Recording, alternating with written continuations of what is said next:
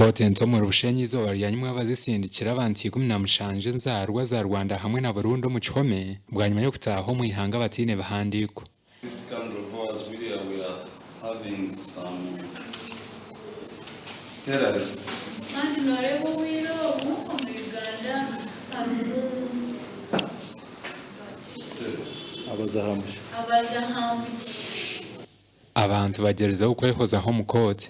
Nkaika kuno mu Uganda district ya Buhweju mwaka wa 2016 kiza nikora umurimo wo gushubura.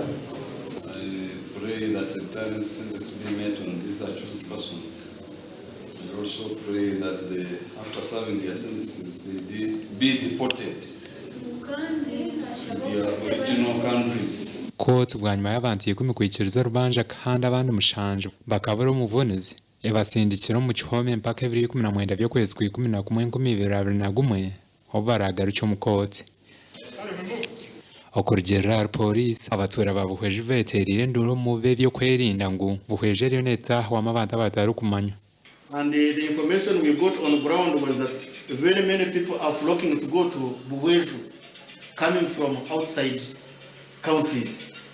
So we went there to see, to make sure that we get these people. Otherwise, we may get terrorists.